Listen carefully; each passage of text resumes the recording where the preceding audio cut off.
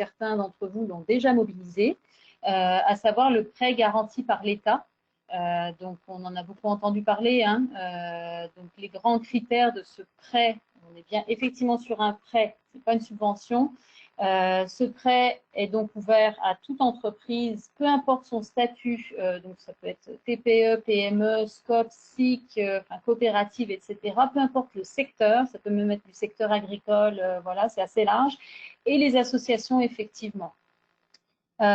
Au niveau du montant que vous pouvez espérer avoir, c'est là où ça se complique un petit peu pour les associations, puisque c'est un montant maximum qui peut aller jusqu'à l'équivalent de 25% du chiffre d'affaires de 2019.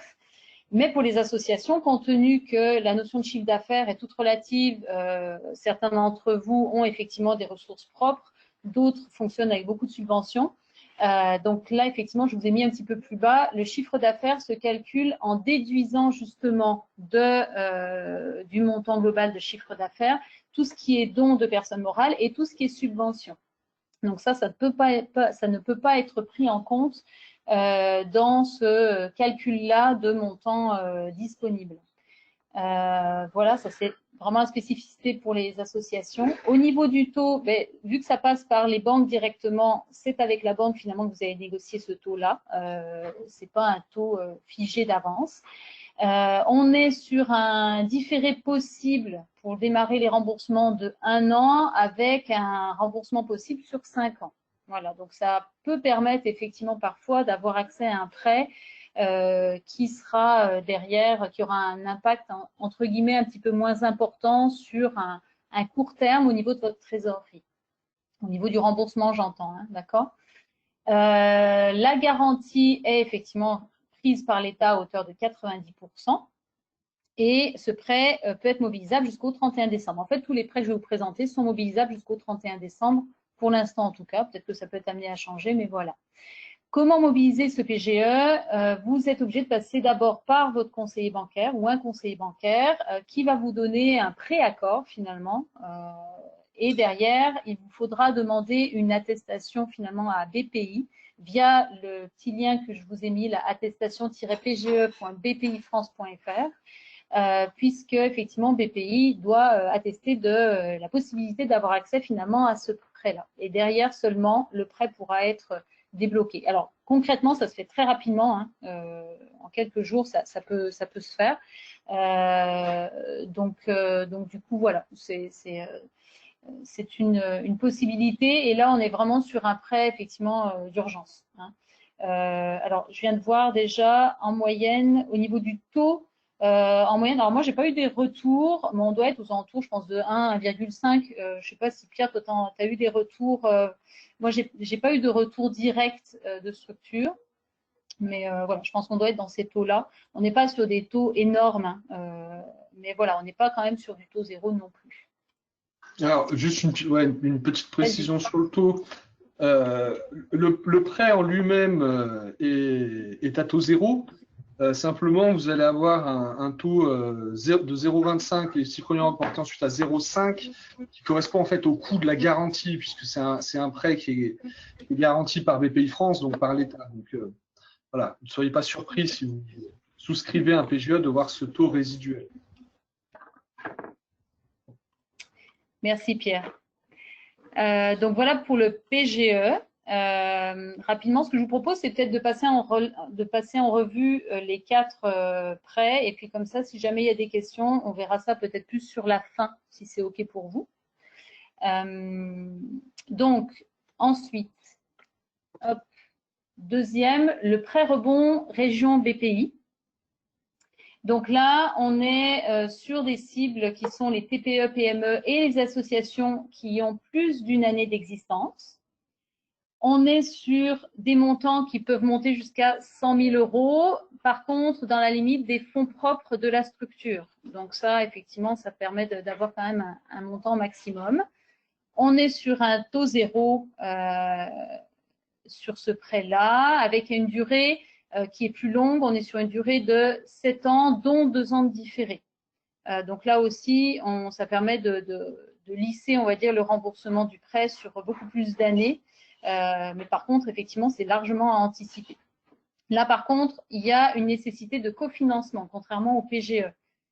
Donc, cofinancement obligatoire qui doit être au moins équivalent au montant que vous allez demander, qui va être prêté finalement dans le cadre du prêt rebond. Donc, voilà, ce qui peut parfois être contraignant. Mais voilà, donc ça demande effectivement d'avoir un tour de table bancaire par rapport à ce prêt-là. Donc là aussi, limite de la demande au 31 décembre. Et là aussi, les prêts rebonds région BPI passent par les conseillers bancaires et éventuellement par des contacts directs auprès de BPI. Donc là, c'est vraiment à voir avec les banques qui sont, mandatées pour réaliser ce prêt-là et qui sont en relation avec BPI. Voilà par rapport à ce prêt. On continue un autre type de prêt. Donc là, c'est des outils, on rentre dans les outils gérés par Centrin Initiative directement. Donc, le prêt relève solidaire. Là, on vise spécifiquement les entreprises de l'économie sociale et solidaire. Donc, effectivement, coopératives, associations, entre autres. Donc là, vous êtes concernés. Alors, en sachant par contre à chaque fois que ce sont des associations qui doivent être des associations employeuses. Hein, il y a eu beaucoup la question depuis tantôt. Il y a vraiment une obligation là d'avoir une association employeuse par rapport à ces prêts-là. Montant maximum là aussi de 100 000 euros, taux zéro. Et par contre, là, on est sur un prêt qui a vocation à être remboursé très rapidement. On est sur une durée de 12 à 18 mois avec un remboursement qui se fait à la fin. Alors après, il peut être refinancé via un autre tour de table, donc d'autres prêts qui vont venir le financer finalement. Mais il faut vraiment garder en tête que ce prêt-là vient en soutien sur une urgence. On est sur quelque chose d'assez immédiat, assez rapide. L'avantage de ce prêt, c'est que effectivement, on a un cofinancement nécessaire aussi, mais qui est moins important que pour le prêt rebond. Prêt rebond, on était sur un montant qui doit être équivalent au prêt prêté par le prêt rebond. Là, on demande à ce qu'il y ait un cofinancement qui soit à la hauteur de 25 à 50% du prêt, du montant global recherché. Hein. Donc après, c'est sûr qu'on s'entend que c'est toujours des petits calculs, des puzzles financiers qui sont à monter, mais voilà, pour un besoin urgent, c'est un prêt qui est intéressant par rapport à ça. L'autre intérêt de ce prêt-là, c'est qu'il y a forcément la mise en place de ce qu'on appelle un comité de relève solidaire. Alors l'idée, c'est que si vous faites appel à ce prêt-là, c'est qu'il y a effectivement un besoin urgent et qu'il y a un besoin d'être encadré, soutenu, par des structures locales. Donc, c'est le rôle de ce comité-là qui a vocation aussi à faire un suivi des entreprises ou des structures qui vont bénéficier du prêt. Donc, de venir aussi avec des experts, etc., pour pouvoir soutenir la suite et notamment la reprise, la relance. Voilà, et là, pour le coup, pour avoir accès à ce PRS, la demande se fait en direct auprès de Centrin Initiative. Donc, vous nous appelez et comme ça permet de pouvoir échanger, de voir ensemble si c'est un outil financier qui est pertinent pour vous. Et le petit dernier, donc celui-là, c'est celui qui est encore pas complètement ficelé. Il va être opérationnel courant juin. On n'a pas encore la date exacte. Donc là, on vous présente les grandes lignes, sachant que certaines peuvent peut-être encore être amenées à bouger. Mais globalement, voilà, ça vous donne une idée de quoi on parle. Donc, c'est le fruit, Fonds régional d'urgence uni, qui émane effectivement directement de la région, qui cible les entreprises, les associations employeuses, là encore, et les coopératives qui embauchent jusqu'à 9 salariés et dont le chiffre d'affaires est inférieur à 1 million d'euros. Donc ça, on est sur ces cibles-là. On est par contre sur un montant maximum de prêt qui est bien inférieur aux autres. On est sur 20 000 euros à taux zéro, avec par contre une durée effectivement de 60 mois et possibilité de 2 ans de différé de remboursement. Donc là encore, intéressant pour lisser un petit peu les remboursements si besoin est. Remboursement par contre mensuel, pay in fine, et pas de cofinancement exigé non plus sur ce fruit. Prêt qui peut être mobilisable jusqu'au 31 décembre, en sachant que les demandes vont passer par la région pour qu'elles soient validées. Donc là, on est encore en attente au niveau des démarches précises. La démarche pour vous qu'il faut retenir, c'est de prendre contact avec nous en tant qu'association pour qu'on puisse travailler le dossier ensemble. Voilà par rapport à ce fruit. Donc on espère, en sachant qu'on espère qu'il soit effectivement mis en place d'ici semaine prochaine. Voilà, on attend les confirmations, mais ça serait l'idée. Voilà par rapport à ces outils. Alors avant peut-être de passer aux questions, pour moi c'est vraiment important, enfin pour nous c'est vraiment important de ramener quelques éléments. À savoir que, alors vous en avez parlé tous, hein, c'est très compliqué effectivement de se projeter. Il y a encore beaucoup d'incertitudes, notamment sur la reprise. Est-ce qu'on va reprendre avec voilà, un taux d'activité normal ou est-ce qu'on va être à 50% de moins, etc. Nous, ce qu'on vous conseille de faire très fortement, c'est pas simplement de parier sur on redémarre à taux plein, mais au contraire de faire différents scénarios. Et pour ça, de travailler un plan de trésorerie qui pourrait même se poursuivre jusqu'à décembre 2021 pour pouvoir anticiper les éventuels problèmes de trésorerie qui pourraient apparaître en 2021, ce qui va être le cas très certainement pour pas mal de structures. Les impacts ne sont pas nécessairement immédiats, parfois ils se lissent dans le temps. Donc vraiment travailler un plan de trésorerie avec différents scénarios, un scénario très optimiste, un moyen et un pessimiste pour que vous ne soyez pas pris au dépourvu en cas de gros problèmes. Hein. Effectivement, Emmanuel précise, si vous avez des questions à poser, n'hésitez pas à passer par le chat en direct. Hein. Autre point, effectivement, ce que je viens de vous présenter, j'ai présenté que des prêts. Ce ne sont que des prêts, non des subventions. Donc, il est d'autant plus important de travailler un plan de trésorerie qui va s'allonger un peu dans le temps pour pouvoir anticiper les remboursements, voir quelle est la capacité de la structure. Et ça fait partie du travail qu'on fait avec vous et ou que les financeurs globalement de toute façon font avec vous, de vérifier la capacité de remboursement de la structure. Notre rôle, c'est pas de mettre la structure encore plus en difficulté. D'accord? Donc, c'est vraiment de vérifier ça avec vous et du coup, de pouvoir aller chercher les fonds qui vont être les plus adaptés à la fois pour vous permettre de poursuivre ou de redémarrer et sans prendre de risques au niveau financier.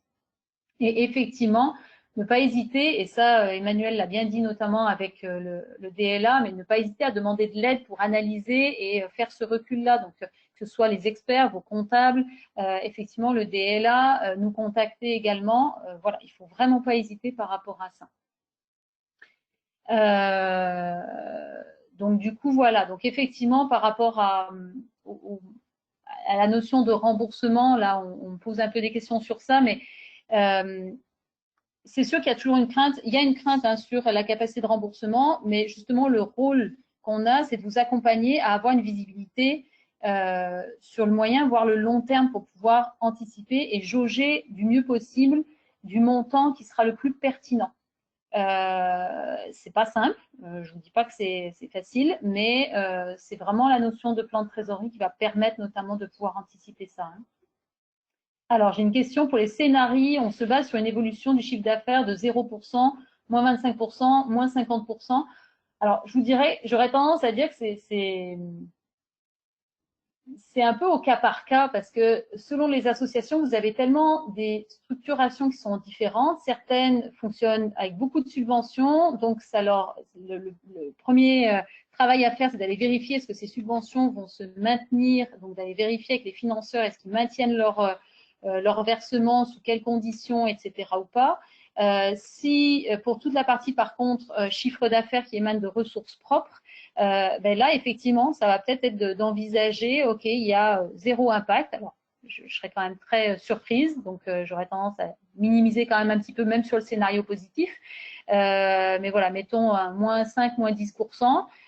Effectivement d'aller chercher peut-être un moins 30 et d'aller dans un scénario un peu plus catastrophe après tout en essayant de mesurer au maximum en fonction du comportement qu'ont vos adhérents aussi. Est-ce qu'ils sont sur une adhésion, enfin est-ce qu'ils sont sur vous êtes face à des adhérents qui sont très récurrents, que vous connaissez bien, ou est-ce qu'on est sur quelque chose d'un petit peu plus consumériste? C'est vraiment un peu au cas par cas, d'où l'importance aussi d'être aidé dans l'analyse. Donc c'est très compliqué de vous dire vous faites un 0%, moins 25, moins 50, c'est un peu au cas par cas. D'accord? Si l'association est employeuse, même avec très peu d'heures par semaine, c'est possible. Là, il va falloir voir un peu avec vos besoins. Il faudra qu'on vérifie parce que je ne sais pas ce que c'est que le très peu d'heures. Normalement, effectivement, il faut que l'association ait au moins un emploi, là, il va falloir qu'on aille vérifier. Pierre, je ne sais pas si tu as des indications sur ça. Est-ce que si on est sur un 0,5 ETP… Si je peux apporter une précision, oui. Mireille Chanel, hein, si je peux apporter une précision, c'est que les animateurs sont en CDII, contrat à durée indéterminée, enfin ce sont des intermittents, quelque part, ils sont intermittents. Ils peuvent être employés dans une structure, dans une association pour 1 heure d'animation, dans une autre association pour 1 autre heure d'animation. Voilà. Et l'employeur, l'association employeur peut très bien avoir 3 heures d'animation par semaine avec 3 salariés différents. C'est possible, ça. Donc, ça veut dire qu'elle est employeur, mais à toute petite dose, quoi. Oui, alors, a priori, il n'y a pas de notion d'ETP retenue. On est bien sur une notion de nombre de salariés. D'accord. En précision sur les volumes d'heures exigés. Donc, en l'état actuel de notre connaissance du dispositif, il n'y aurait pas de restriction vous concernant. Donc, ça ne coûte rien de demander, d'inciter les associations à demander. Non. Non. Ouais. Ah, tout à fait. Ok, merci. J'essaie de voir, est-ce qu'il y avait d'autres questions que j'aurais peut-être pas vues qui sont passées. Regardez. Il y avait la question, Stéphanie, d'Aurélie Revol par rapport au PGE. De savoir quels étaient les critères pour accepter, enfin que la banque utilisait pour accepter ou refuser le PGE. Je vous dirais qu'il y a quand même beaucoup une notion de réalisme. Après, c'est sûr que c'est compliqué parce que c'est, disons qu'on a vu des refus qui, voilà, où je n'ai pas forcément, moi personnellement en tout cas, compris nécessairement les critères sur lesquels ils se basaient. Après, il ne faut pas hésiter à solliciter, enfin voilà, à en parler avec différents conseillers s'il y a besoin. Mais au niveau du PGE, je vous dirais que c'est surtout qu'il y a aussi un réalisme par rapport, une fois que vous avez rempli les critères que je vous ai présentés plus haut, je vais y revenir dessus là, mais je vais vous les remettre. Voilà, dès que vous rentrez de toute façon dans ces critères-là, a priori, il n'y a pas nécessairement de raison qu'on vous refuse, sauf que si ça peut mettre en péril la structure, s'il y a une incapacité à rembourser derrière, forcément, la banque, elle va avoir un regard de financeur dessus, elle va vérifier effectivement qu'elle ne met pas en péril la structure et qu'effectivement, ça peut vraiment aider la structure à poursuivre, etc. Donc, ça va être aussi beaucoup dans l'échange que vous allez avoir avec votre conseiller que vous allez pouvoir évaluer quel est le meilleur montant et si au niveau financier, ça peut fonctionner. D'accord ? Il y a aussi la notion de cause du besoin financier, c'est-à-dire que ces dispositifs ont bien vocation à financer des problématiques liées à la crise. C'est-à-dire que si vous êtes déjà une structure en difficulté depuis un moment, avec peut-être des fonds associatifs négatifs depuis quelque temps, ce genre de choses, il y a peu de chances que vous puissiez bénéficier d'un PGE, et il en sera d'ailleurs de même concernant les autres dispositifs. Voilà, on est bien sur des dispositifs qui ont vocation à financer les besoins financiers liés à la crise. Tout à fait. Ce qui fait qu'on est sur des financements de trésorerie. On n'est pas sur en règle générale, on n'est pas sur la prise en charge d'immobilisation corporelle, sauf à prouver qu'effectivement, voilà, ça peut rentrer dans les besoins liés à la crise, mais en règle générale, on est plutôt sur du besoin en fonds de roulement, de la trésorerie. Ces dispositifs resteront en place combien de temps? Alors, pour l'instant, ces demandes-là, tous ces prêts-là sont ouverts et peuvent être mobilisables jusqu'au 31 décembre. Oui, d'après, on n'en sait rien. Après, c'est sûr qu'on joue encore, comme disait Pierre, il y a des éléments sur lesquels on ne peut pas encore non plus affirmer à 100% parce qu'il y a encore des fonds, des dispositifs qui sont encore en cours de construction. Qu'est-ce qui va advenir de l'avenir? Même pour les financeurs, c'est le grand flou. Ça l'est pour vous, ça l'est pour tout le monde finalement. Donc, au-delà du 31 décembre, qu'est-ce qui va se passer? Ça, je ne peux pas vous le dire. Je voulais savoir s'il était possible d'avoir vos deux documents, celui d'Emmanuel Hiverna et le vôtre, Stéphanie. Oui, bien sûr. Avec plaisir. Merci. Ça fait plaisir. Après, n'hésitez vraiment pas à solliciter. Enfin, restez pas tout seul dans votre coin. Sollicitez autour de vous, demandez des conseils et puis vraiment travailler ce fameux plan de trésorerie. Je sais que c'est pas forcément le cas. On ne travaille pas forcément avec cet outil-là systématiquement dans les associations. C'est vraiment un bon outil de gestion et ça peut vous permettre justement de mieux anticiper et de mieux évaluer votre besoin réel en trésorerie.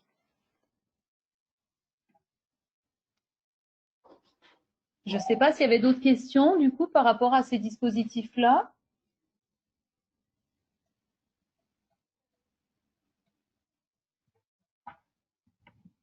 A priori, non.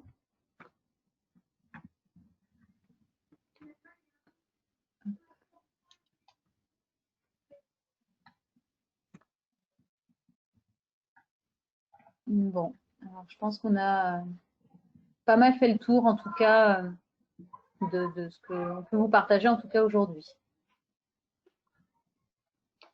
Merci, beaucoup de votre attention. Je crois qu'on a fait un bon tour et s'il n'y a plus de questions, on peut peut-être échanger plus largement sur vos besoins. On a évoqué quelques difficultés tout à l'heure pour les clubs sportifs. Je ne sais pas si d'autres structures veulent faire remonter d'autres difficultés. Et puis Loïc, avant que tu t'en ailles, tu avais des propositions peut-être à faire d'accompagnement collectif, donc n'hésite pas à les faire.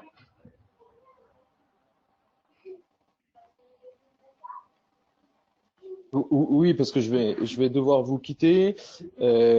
Juste dire que la GLCA peut aussi accompagner bien sûr toutes les associations qui n'ont pas de salariés. Hein, on passe pas par un consultant, on le fait en interne, mais voilà, on a 3 collègues qui font ce travail-là, donc n'hésitez pas à nous consulter. Et puis ce qu'on travaille actuellement, effectivement, c'est à pouvoir vous accompagner à prendre les bonnes décisions dans la relance de l'activité.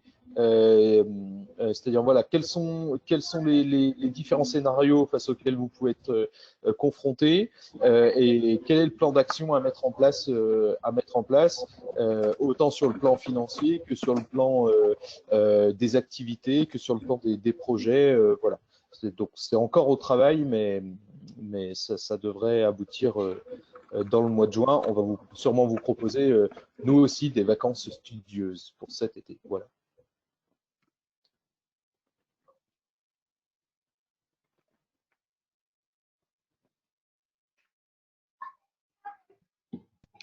J'aurais une question sur les effectivement sur…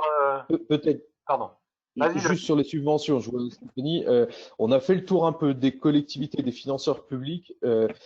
Aujourd'hui, à part des prêts ou des choses à destination des artisans, il n'y a pas de subvention. Enfin, nous, on n'a pas trouvé de subvention exceptionnelle pour des associations. Si la MSA a un dispositif qui permet d'avoir 500 € pour une association. Donc là, on est sur des toutes petites associations de manière assez rapide.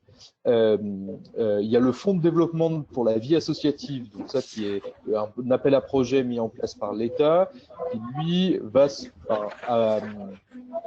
n'a pas été supprimé, va se poursuivre, mais pour le prochain dépôt, il faudra attendre janvier 2021. Voilà.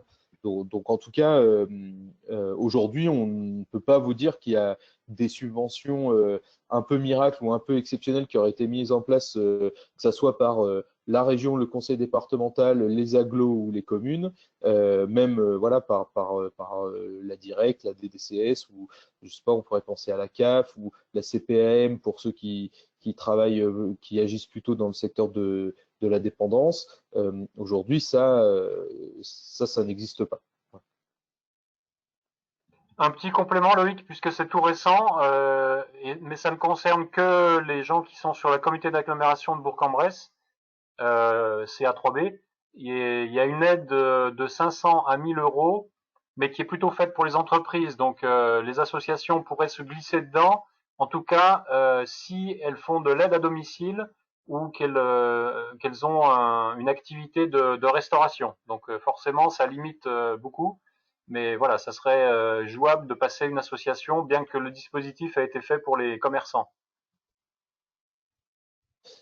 On est d'ailleurs en train de négocier, notamment avec eux, pour que les associations soient prises en compte. Voilà, beaucoup des dispositifs sont à destination plus des entreprises du secteur classique, et en tout cas, on doit vous avouer qu'on a beaucoup de mal à faire que les associations puissent y bénéficier.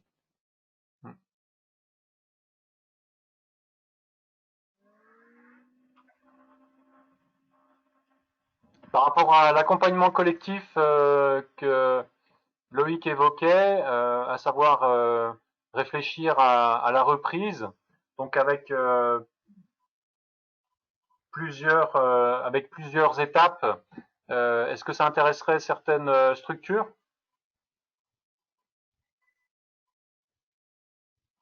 Genre, est-ce que vous pouvez préciser? Je l'avais sous les yeux, je sais plus.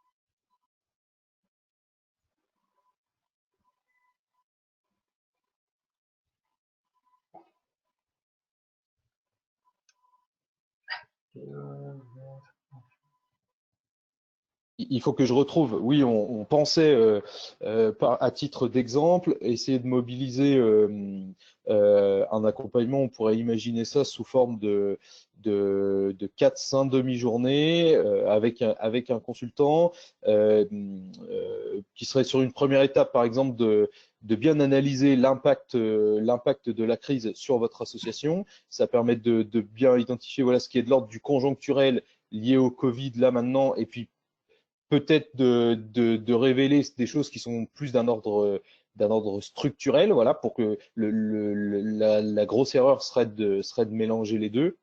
Et de pouvoir ensuite prendre le temps de travailler sur quelles peuvent être la stratégie à mettre en place. Voilà, c'est ce que je disais tout à l'heure. Est-ce que c'est plutôt des subventions? Est-ce que ça va être une réduction de certaines charges? Est-ce que ça va être une réorganisation de nouvelles activités? Est-ce que ça va être un travail sur de la mobilisation de plus de bénéficiaires? Voilà, et puis derrière, de comment on met en place ce plan d'action, est-ce qu'il y a des choses qu'est-ce qu'on recommence en premier, qu'est-ce qu'on recommence en deuxième, qu'est-ce que finalement on abandonne définitivement.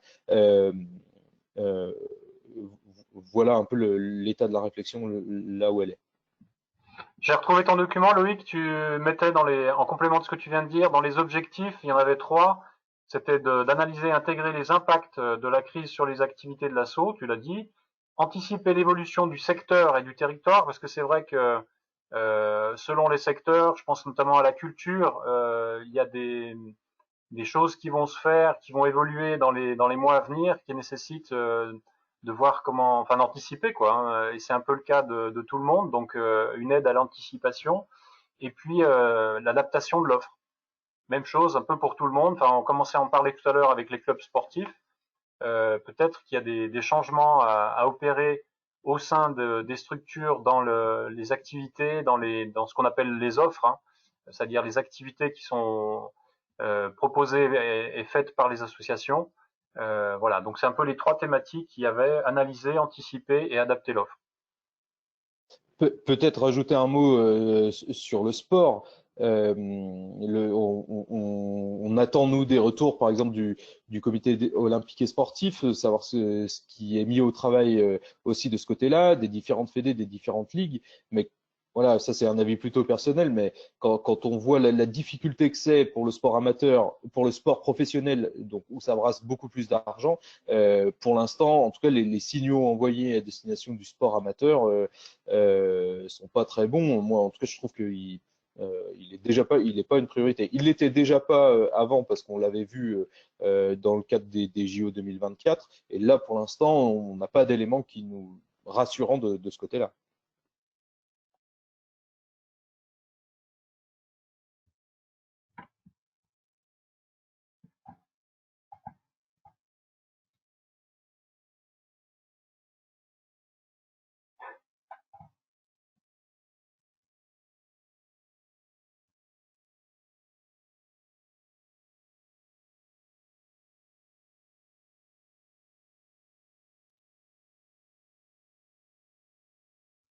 Oui, pour répondre à Madame Chanel, quelque part, enfin, n'hésitez pas, si vous avez des bonnes idées, à les partager. Voilà, la première visioconférence, il y a eu un échange entre les participants qui était particulièrement intéressant.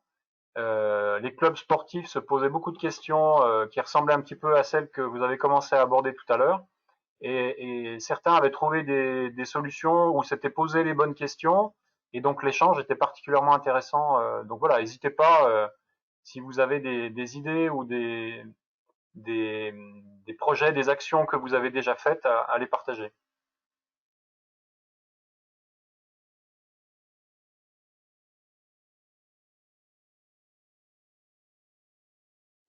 Elisabeth, est-ce que là vous m'entendez bien maintenant? J'ai changé de connexion. Oui, vas-y, c'est bon, Elisabeth. Oui. C'était juste pour partager avec vous deux idées. Alors, une à laquelle moi je ne croyais pas pour notre association. On nous avait dit que le fonds de soutien du gouvernement, les 1 500 € par mois qui peuvent. Voilà. Je n'avais pas compris que les associations à but non lucratif étaient éligibles. Et en fait, si.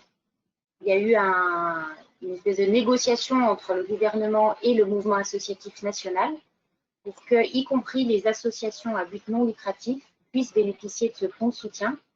Et en fait, on a tenté, on a fait la demande la semaine dernière et on a pu en bénéficier pour le mois d'avril.